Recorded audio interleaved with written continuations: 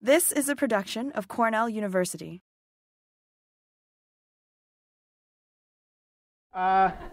So I'll be talking about transcriptome analysis in Petunia under cell stress today, which is a big part of my PhD. And I want to start off this talk by introducing the problem with cell stress, talking briefly about a particular mechanism that plants use to cope with salinity, introducing you a great new model to study cell stress, which is Petunia, briefly talk about genomics in different species, and then briefly mention about advantages of using RNA-seq technology. Then I want to walk you through the experimental design, and I want to spend most of the time talking about the result, which I broke down into RNA-seq without reference genome and expanding results with a reference genome. So cell stress, it is a big problem worldwide. There's no surprise about that. You can see in this map all these red color that are pretty widespread throughout the world represent 5 grams of sodium chloride per liter, which is equivalent to 90 millimolar of sodium chloride. It's a pretty big amount of salt, pretty widespread in the world. We also see that 20% of the irrigation water is affected by cell stress. So why is this a problem? Well, salinity and drought stress are the primary causes of crop loss worldwide. And sodium chloride, actually, it is what disrupts the normal plant growth and development. This is a simple experiment in which sodium chloride, plants treated with sodium chloride can show this really retarded phenotype compared to the control. Now, there's a really long list of detrimental consequences of sodium chloride. I'm just mentioning a couple here. There's a big disrupt in mineral nutrition, specifically with potassium, and there's also a more, in a cytosolic level, strong inhibition in enzymes. So when I talk about sodium chloride at a cellular level, I basically mean when in the cytosol you find more than 100 millimolar of sodium chloride, as opposed to less than 10 millimolar in the cytosol. But luckily for us, plants have developed different mechanisms to cope with cell stress. And there's, again, a really long list of coping mechanisms. I'm just showing you here 5, which is restriction of cell uptake, extrusion and compartmentalization, controlling the long distance of sodium, stabilizing membranes, and increasing osmotic potential, just as a long list. Now, so I brought this up because it's an interesting cycle that uses one or more of these coping mechanisms. So sodium chloride in high concentrations can be perceived by unknown receptors, which trigger the elevation of cytosolic calcium, a secondary messenger, that activates this protein receptor, SOS3, which activates this kinase, SOS2, which is pretty much the kinase that does a lot of the work in this mechanism by phosphorylating this plasma, these transporters here in the plasma membrane, which actually extrude calcium, pump sodium out of the cytosol. This kinase, SOS2, as well can control the expression of NAX, which is a tonoplast transporter that pumps sodium into the vacuole, which would correspond to compartmentalization. One of the ways in which sodium gets in the cytosol in the first place is by utilizing low affinity potassium transporter that you guys can see down here.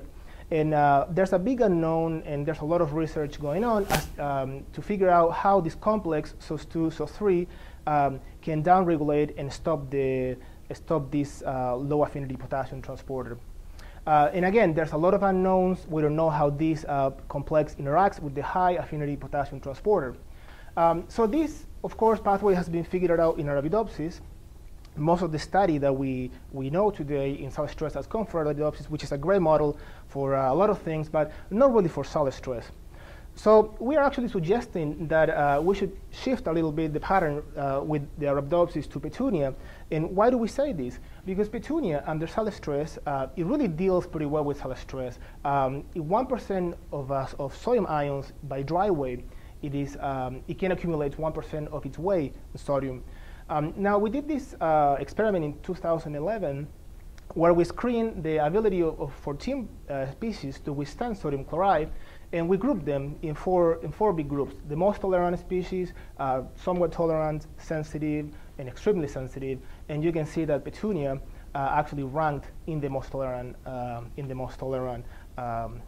upper level. Now, when you grow petunias under 60, 40, 20 millimolar sodium chloride, really the growth and the phenotype is not really affected. You see some detrimental consequences at 80 millimolar, not really affected in flowering, but just retarding the growth. So we think that Petunia can offer a really good, can be a really good model to further study the effect of sodium chloride. So Petunia, it is one of the members of the Solanaceae family, which is many of these Solanaceae species are great for genetics and biochemical studies. These are the parents of Petunia, hybrida, axillaris, and inflata, and I'm going to talk about this later today. And then we have the distance related tomato. Now, when we think about Petunia as a model species, the first thing that we actually think about is that it is a really good model for transposons, almost as good model as maize for transposon elements. There's a lot of cytogenetic analysis. It is a great model for pigmentation and floral scent and for VIX. But we're pushing now Petunia as a model as well for solid stress. Now, what has been done in terms of solid stress in this family? Well, unfortunately, there hasn't been a lot of research conducted with the Solanaceae family. The most thorough study that was published in 2007 was a microarray in tomato, where they screened 2 accessions of tomato, this one up here. They stressed the plant with 150 millimolar sodium chloride, and they only sampled roots. They microarrays. Using the microarrays, they were able to identify roughly 100 ESTs that were differentially expressed at 30 minutes of sodium chloride exposure, 700 ESTs at 2 hours, and 1,000 ESTs at 6 hours. They were able to group all these ESTs into different groups using gene ontology, such as energy, metabolism, etc. Now, this was a great approach because it really changed the way that we approach the study of sodium chloride, looking single gene, single pathway, to a more global, holistic point of view. So, so we're doing something similar. In fact, the only difference is that we're not using these chips anymore. We're actually using an RNA-seq approach. And the reason that we decided to do it this way is because microarrays were great technologies in the early 2000s. However, they are relatively low throughput. They really depend on sequencing of cDNA and ESTs libraries. They can be expensive and not quantitative. They do have a false positive through cross-hybridization, and they have a really small dynamic range. That is to say, transcripts that are low transcript that are transcribed really low and really high, they're not going to be picked by the microarray. So instead, we decided to use a more novel technique, RNA-seq, which is a really high throughput approach where you can sequence millions of nucleotides of DNA in a single run. It is cheaper compared to a microarray. It has a really good dynamic range. It has more sensitivity than the microarray, and it has a better coverage. So this is the flow as to how we actually do the library preparation, but I'm not going to go over that. And this is a protocol developed by James Giovannoni, the BTI, which I'll talk about in a few minutes. Okay, so what are the goals of this project? We wanted to characterize a transcriptional profile of Petunia hybrida under solid stress, 150 millimolar, and control. We wanted to develop a transcriptional profile through a time course of gene expression, and we aim as well to understand how biological processes changed with solid stress. For the specific goals, which I'm going to get later today, we wanted to compare using RNA-seq platform how gene expression changes with and without reference genome. So how did we set up the experiment? We had 18 plants growing hydroponically in a growth chamber, which were randomly divided into 2 groups. These are 9 plants corresponding to control, which I color-coded with dark green, and 9 plants corresponding to the treated plants with 150 millimolar. Now, when you do RNA-seq and when you do basically any type of science, it is really good to do bioreps, and that's what we did. We pull 1 leaf from 3 plants, will become 1 bioreplicate. So we have rep 1, rep 2, rep 3. And we will do this these time points, 0, 6, and 24 hours after solid stress. And we would do it at both control and treatment to control for circadian genes or genes that are mechanically induced that we're not really interested in looking.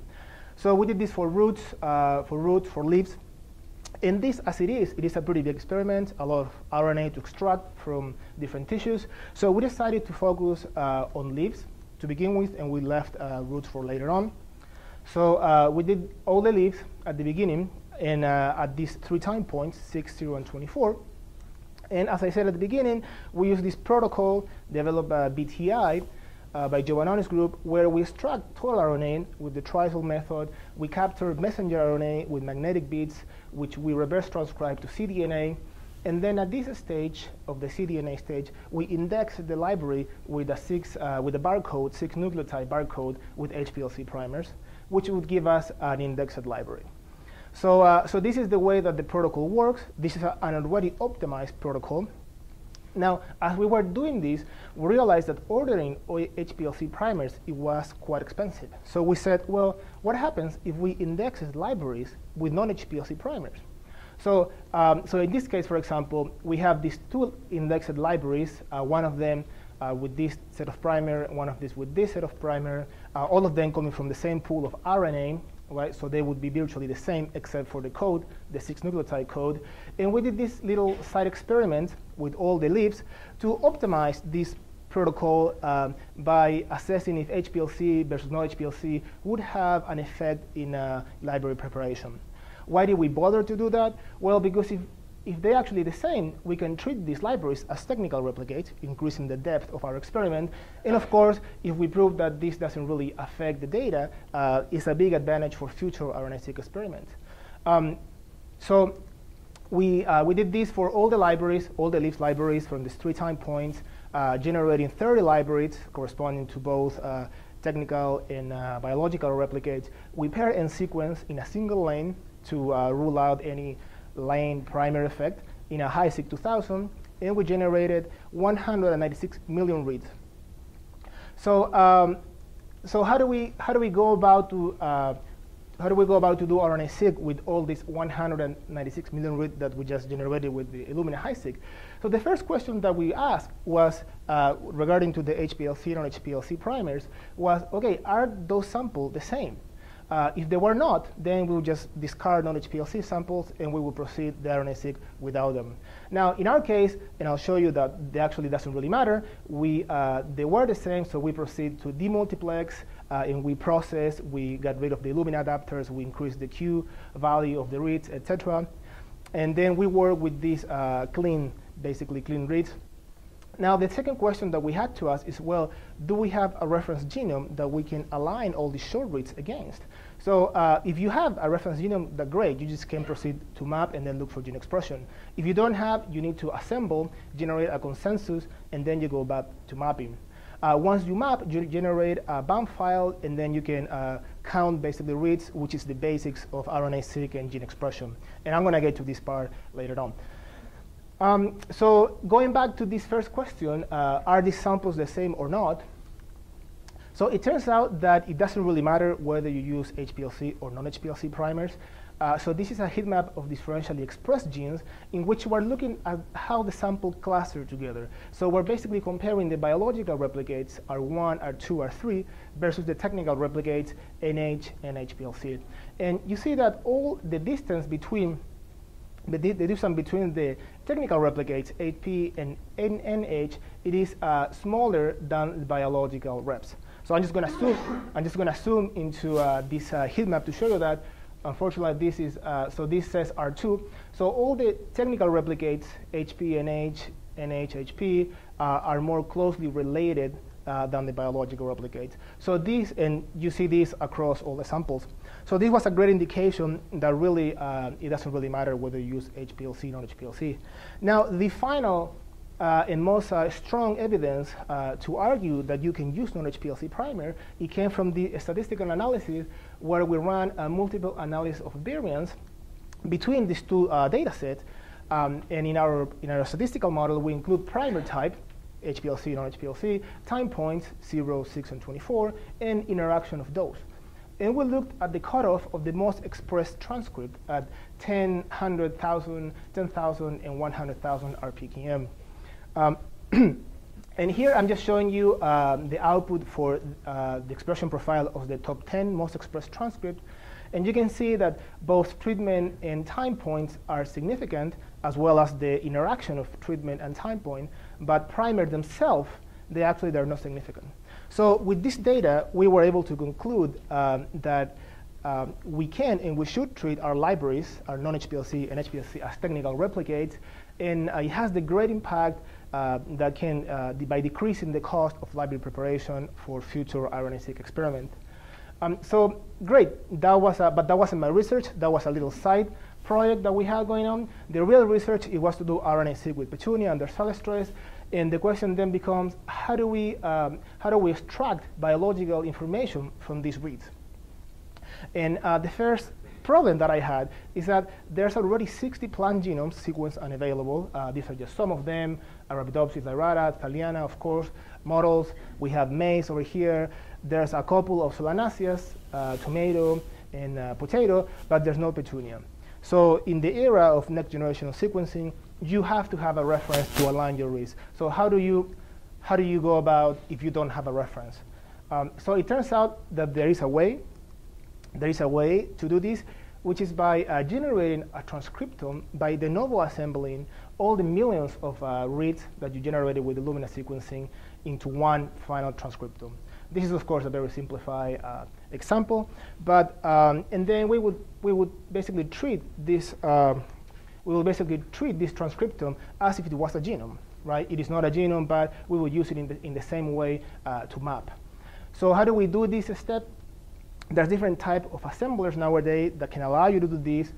The first three assembler, Myra, GS assembler, and I assembler, they basically rely on overlapping DNA sequences and looking for consensus. And they are actually more suitable when you have long reads. For my experiment, I had short reads of DNA.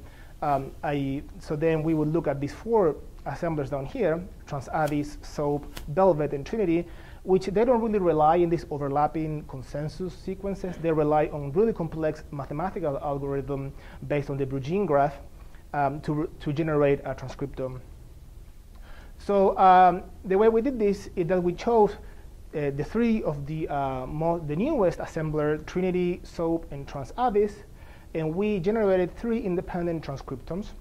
And we would evaluate which of these transcriptome would give us would be the best, and use that transcriptome for downstream analysis. So so here we're looking at the comparison of the messenger RNA length distribution of the different assemblers we use compared with tomato. So we didn't plot transcript longer than 5,000 base pairs, because otherwise this box plot would have been huge. And so here we have the tomato transcriptome, which we know the median size is roughly 1,000 base pairs for all the transcript. And when using Trinity with default Kmer 25, we obtained a really close distribution to tomato, which was closer than any of these other 3. Now, SOAP with Kmer 47, it was good. It was the second best, getting close to tomato, but it wasn't as good as Trinity. And SOAP with the default, it wasn't really good. And Transavis was the worst. It didn't really recover most of the transcript. So so this was great, and this allowed us to see that Trinity, it was the best de novo assembler. Now, we also looked at bioinformatic parameters to make sure that Trinity was indeed the best assembler. And when we look at contig mean size of all the assemblers, Trinity was by far the best. It was almost twice, the contigs were almost twice as big as any others of the assemblers.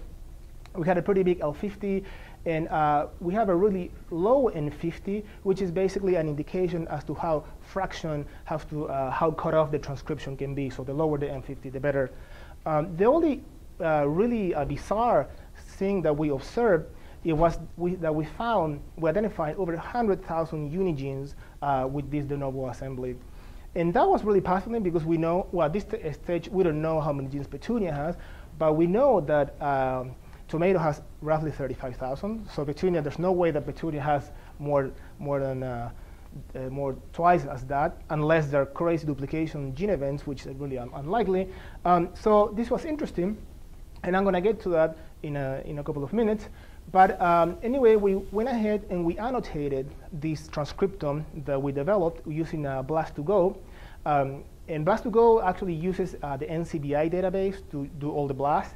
And the annotation, it wasn't really good. And I spent a lot of time trying to figure out why the notation wasn't really good. And then I realized that, well, the tomato genome is actually not on NCBI. So I was doing the blast against all the other species except tomato. So then we re-annotated the same transcriptome against this is the SGN database. It's a database exclusively for Solanaceae that is run at BTI. So I re-annotated using a BLASTX against the SGN database, and the annotation was actually way better. So we were able to annotate roughly 33,000 unigenes, and these 32,000 mapped directly to the coding region of tomato with an average size of roughly 1 kb. We identify ribosomal proteins, a few bacterial genes, and the large majority of the genes were unannotated. We think that they correspond to variable 5' and 3' UTR regions that are unique to Petunia, that are not really conserved with tomato. And as you might recall from the beginning, Petunia is a great model for transposons, and we think that we're actually capturing a lot of that here. Now, we need to keep in mind as well that we have this big number of unigenes, and that's because multiple unigenes can correspond to one gene. So this is a simple example in which we have a gene with 4 exons, and assuming that this gene doesn't have any isoform, this is the only isoform, we would see that the same correlation of the exons in the transcript. And when we map, we see enough coverage of reads that align to exon 1 and 2, but we do not see enough coverage from exon 2 to exon 3, and the same from exon 3 and exon 4. So basically, the software, which is pretty smart, but it's not smart enough, it is thinking that these are actually 3 independent genes. So this also explains why we get a big numbers. Now, this big number, it's been reported. Other people that have done other de novo assembly in other species, in Chinese cabbage, for example, find a similar number of unigenes, which was surprising. So anyway, we decided to use Ontology to assign function to all this de novo assembly transcript that we were able to annotate. And 50%, when you look at the unigenes distribution, 50% of those are related with both metabolic and cellular processes. And 20% of the overall distribution correspond to response to stimulus and biological regulation.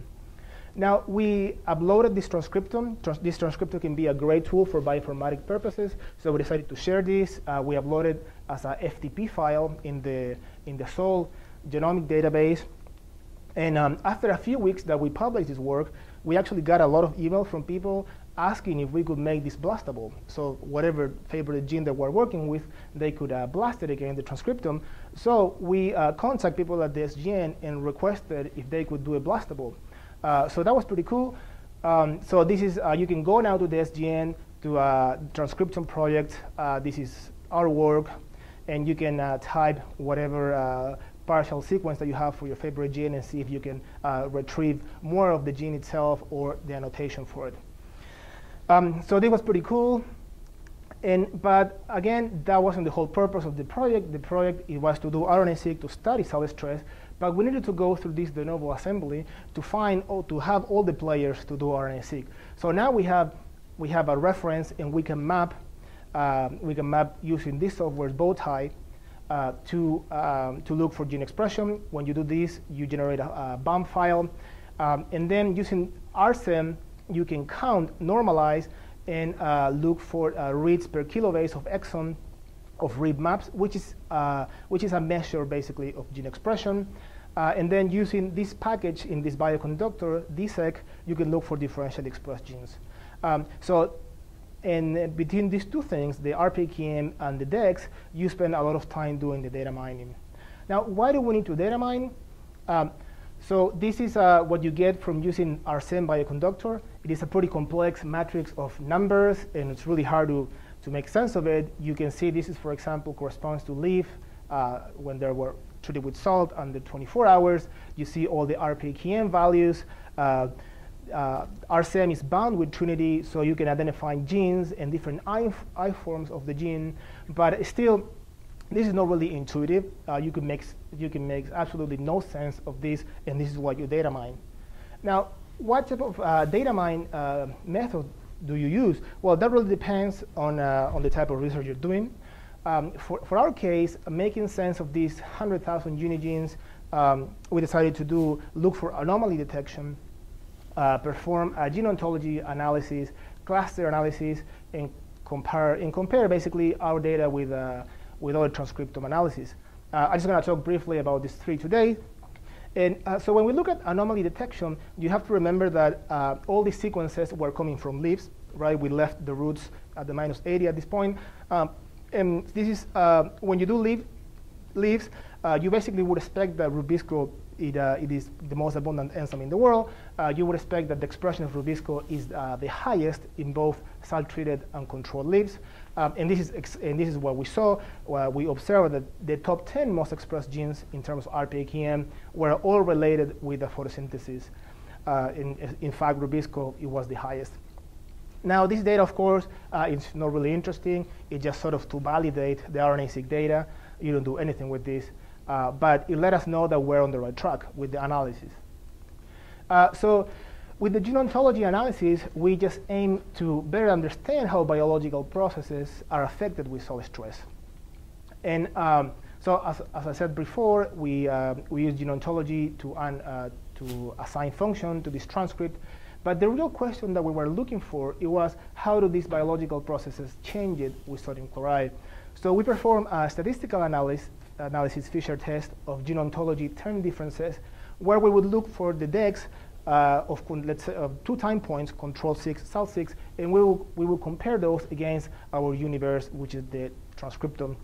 Now, there's different ways to talk about and represent gene ontology. I think that the word cloud is one of the most simple ones to understand. So just keep in mind that all of these are overrepresented Go terms that have a significant FDR that I'm not showing. But when we look at these 2 time points, control 6 and sal 6, we see that we have abscisic acid and ethylene are one of the most overrepresented Go terms. We also find kinases and G protein coupled receptors as the most overrepresented Go terms. So all of this actually, it makes sense. We know that ABA and ethylene are the stress hormones, so we should, of course, see an overrepresentation of those. We know that kinase and GPCRs are crucial for signaling transduction pathways, and we're actually seeing those. Finding salicylic acid, it was really interesting because this is being reported with more plant pathogen interaction. So this is an interesting crosstalk between the biotic and abiotic type of stress. Now, the most interesting part of the Go term analysis, it wasn't this. It was that we found 72 unique Go terms associated exclusively with 24 hours after cell stress. So all these 72 unique Go terms were not found at control 6. And when we think about it, it actually makes sense because at this stage, cells have been exposed to 24 hours of sodium chloride. So you're actually seeing a lot of cellular damage, and the cells are trying to cope with it. How do they do that? One way is that they produce lipid biosynthesis.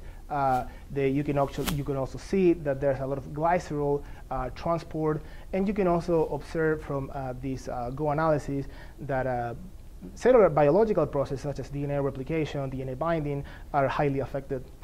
So I just want to bring this slide from the very beginning to show that even in this really short list of consequences, we were able, with this analysis, to identify how membrane stabilization and osmotic potential are represented here. Now, so this analysis was really useful for us to better understand the biology of the cell stress, and this, of course, is a really brief summary.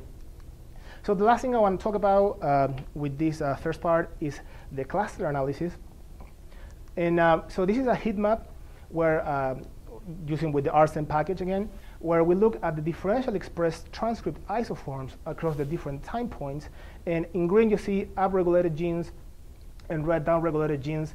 And one of the interesting things about the heat maps is that, or clustering for that matter, is that it allows you to identify patterns of biological interest. So RSEM actually gives that, it gave us 12 clusters here, and you can see how they are related with this sideways dendrogram. And in the heat map, you see that this is a SALT 6, SALT 24, and the 3 control, which of course it makes sense that the SALT cluster more closely than the controls. And when we look at these clusters, there were 4 clusters that were highly interesting for me. 2 subclusters, 7 and 12, were at the very bottom, where you can see that under salt, there's a lot of green colors, and under control, red color. Then we have the largest cluster, 2, and a small cluster up here, where you actually see red colors under the salt and green colors under the control. So this can be confusing, but the interesting thing about clustering is that we can now go and zoom into these clusters and look at the profile of these genes that are behind this. So when we look at these 4 subcluster of interest, by looking at subcluster 12 and 7, the one that were at the very bottom of the heat map, we see that so each one of these gray lines corresponds to a single transcript, and the blue one corresponds to a consensus of the cluster. We see that under the control, the expression of all these genes is pretty low, but when salt hits, the expression in subcluster 7 and 12, it goes dramatically up. In fact, we identified that these 3 upregulated transcripts were chaperones that were induced over 90-fold. And then this was the largest subcluster, which wasn't really interesting. It does show an increase in their expression upon salt stress, but it's not nearly as dramatic as these 2 clusters. And finally, this was interesting that we only find in this whole leaf experiment 49 transcripts that were highly expressed under the control, but upon salt treatment, their expression would down dramatically. Now, for our purposes of narrowing down to candidate genes, we looked at this cluster, which was the most interesting for us, and we had 88 transcripts that had a really interesting pattern that we were interested in following, and there were interesting transcription factors like this one, but unfortunately, some of these genes had already been described in literature.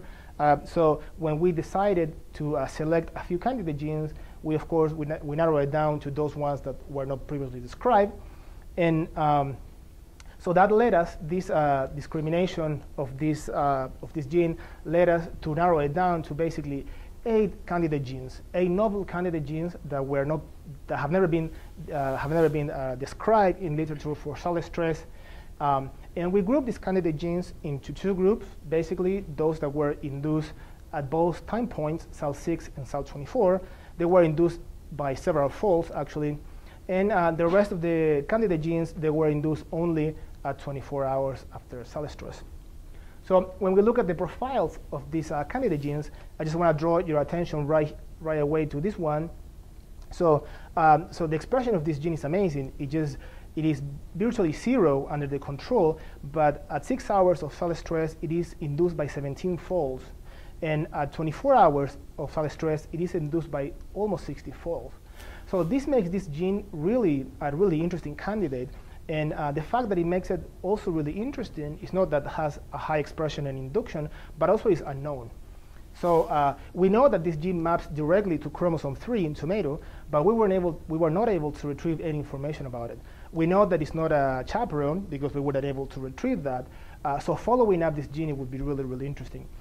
So these other genes are also highly expressed and induced, but not nearly as dramatic as this unknown one. And lastly, so the last 4 candidate genes that we selected, they were only highly induced and highly expressed at 24 hours. So these genes there are salt-sensitive genes that are late in the induction process.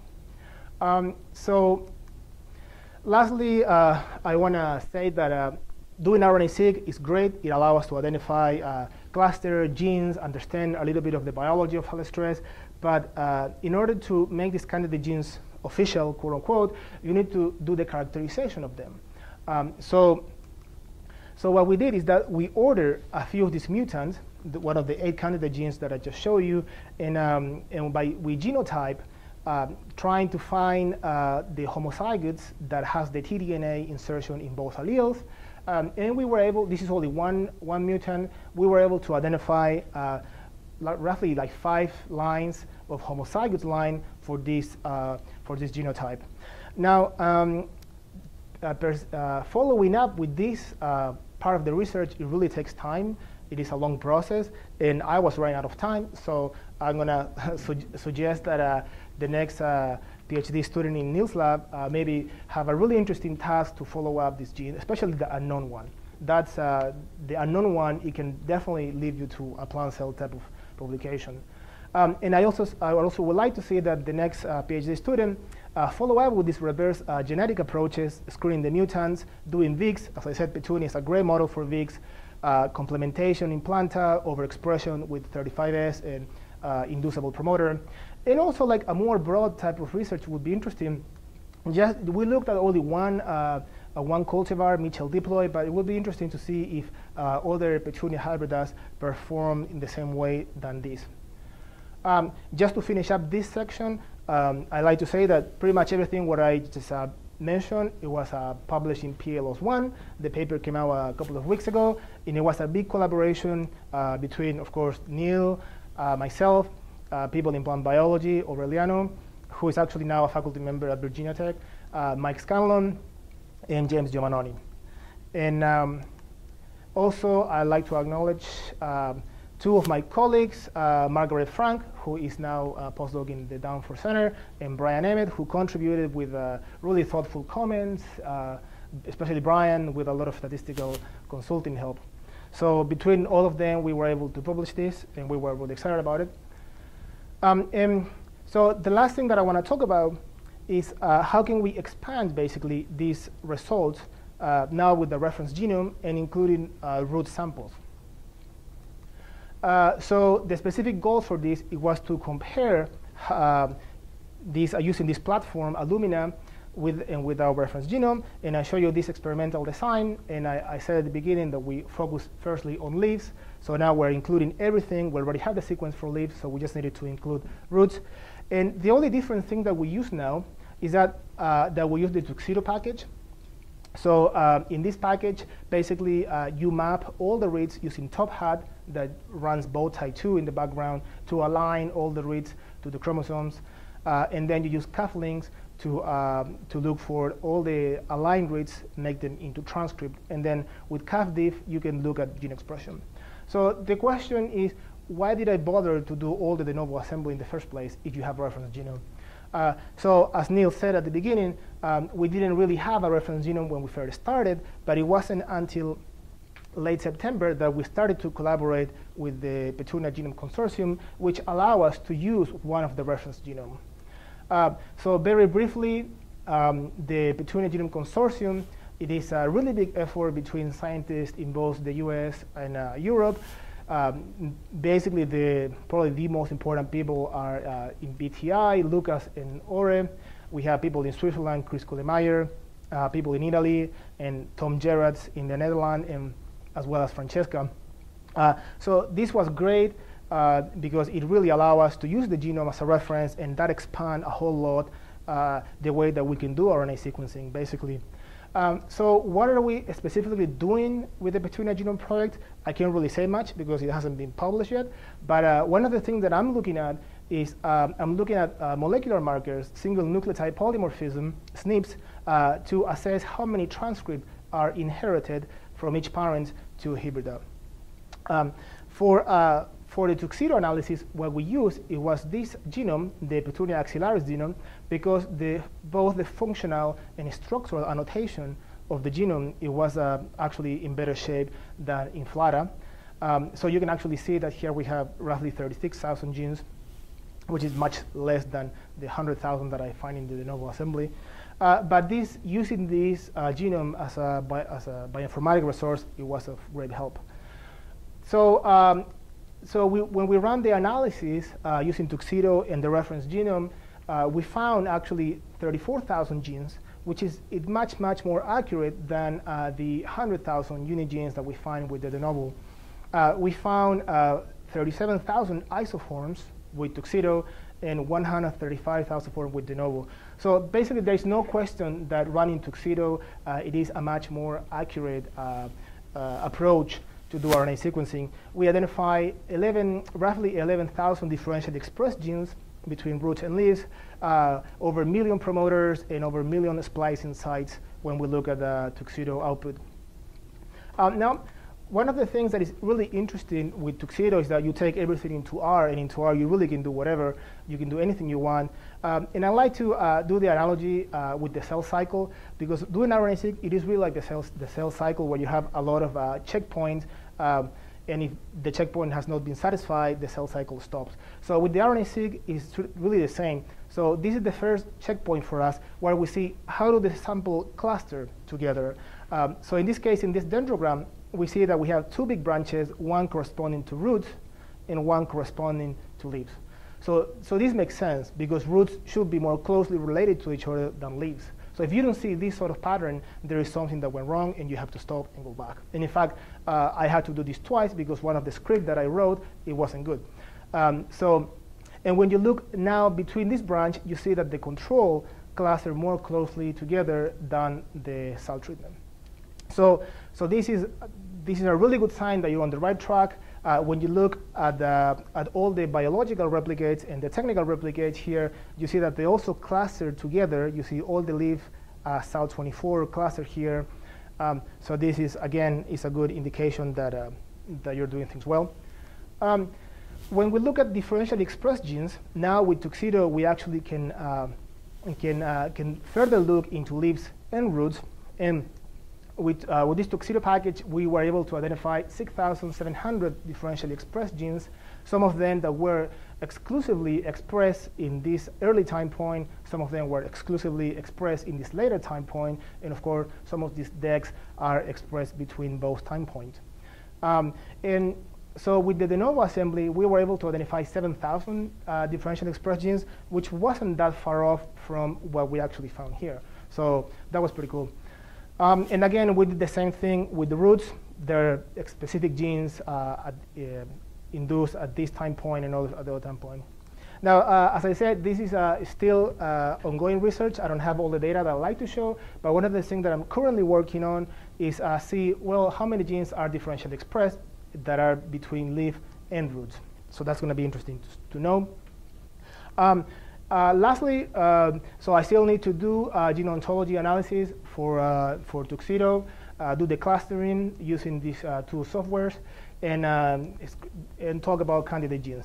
Now, I don't have all the candidate genes, but we do have this one that it has a really amazing profile that you can actually see that the expression, it remains pretty flat, actually 0 in leaves and even in roots, but only at root SAL6, it is expressed over 100 FPKM, induced 24-fold, and at root 24, it is induced by almost 80-fold. So the expression of this candidate gene is amazing. This is the ortholog in tomato. I need to still look the function of it. And then lastly, I just want to wrap up with some conclusions. So we actually developed a really novel transcriptome of Petunia hybrida under solid stress, where we identify over 1,000 different abrogated genes. And through cluster analysis, we were able to narrow it down to 8 candidate genes. However, using Tuxedo package, it's really a much more accurate bioinformatic tool that gives you a better representation of gene expression and differentially expressed genes. I'm still working on finishing up with this Tuxedo package. I need to do the ontology and the clustering. And then one of the things that I really want to do is compare how do the candidate genes from the de novo compare to the Tuxedo analysis. So lastly, I'd like to acknowledge Mike Scanlon from Plant Biology, Maureen Hanson, and Debbie from MBG. Also, all the collaboration with James Giovannoni. We really appreciate that. Aureliano was the bioinformatician that helped us a lot with this. He also taught me a lot of bioinformatics, so I'm really grateful to him. Lucas Miller, we run all the software for free, basically, in a huge server at the BTI, so that was great. Also, the Cornell sequencing facility, they did a really good job. And lastly, I want to very especially thank Dr. Neil Matson. So as he said, I came in 2008, and Nelia was young, and this is in 2008. So this is Stiganic. So I just want to thank Neil for all his patience, all his mentoring. He's been a great advisor, someone really great to work with. I'm basically mostly grateful because he really let me wander off pretty far away from his own area of expertise. So he was willing to collaborate and learn with me, which is something that sometimes faculty members don't do. And I think his really kind approach to do that enabled us to build a stronger network connection in Cornell. So Dylan wasn't even in the map at this point. The only weird thing about Neil, I have to say, is that he likes to think in really strange places, and this is one of them.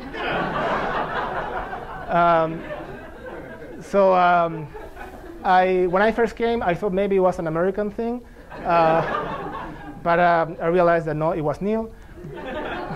But anyway, he always, even in these places, he wanted to talk about research, and I always was procrastinating. And lastly, I also want to thank my girlfriend, Amanda, for all her support, and of course, our dog. And this is the last slide. I also want to thank the Horticulture department very much for this great 6 years. Also Soho for supporting 6 years as well. And all the biology, different bio TAs that I've done over the last 4 years that I've been here. Actually, Professor Turgeon is here, who runs this bio. And thank you. Thank you for everything. And if there's any question, I'm happy to answer that.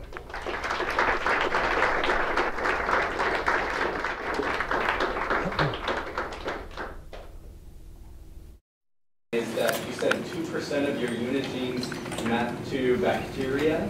Yeah. Do you think it's because the petunias were infected with certain diseases or lab contamination? Yeah, that's a good question. Where do those bacterial genes come from? Yeah, that's a really good question. There's always some little percent of contamination with the RNA. I don't know exactly where it's coming from. We did grow the plants hydroponically. There's a lot of bacteria there. And maybe when we did the RNA extraction, we captured a few bacteria genes as opposed to plant genes.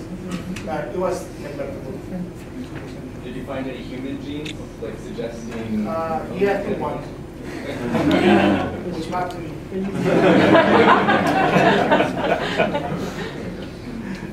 Yeah. Hey, Gonzalo. At the very beginning of your talk, you put up a slide showing the general response mechanisms for salt stress. Are SOS1 and sodium proton antiporter, those two genes are among the upregulated genes? SOS1 and what? And sodium proton antiporter. Okay. Yeah, SOS1 is a sodium proton antiporter. Both are upregulated. Yeah, they are. Under salt stress. Yeah. Did you find them in your Oh, did I find it? Sorry. Actually, no. And that's a good question.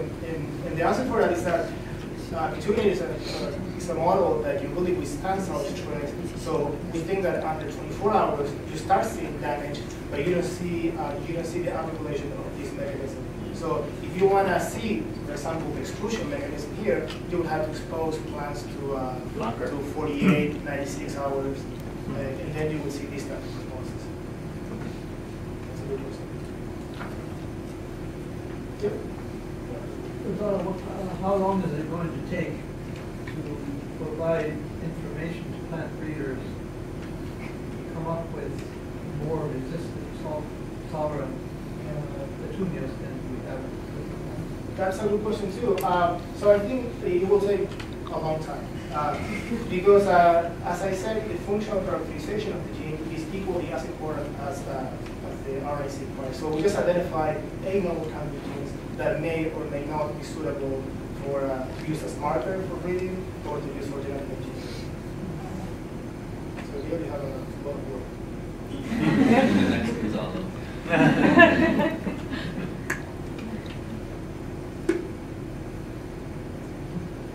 Thank you.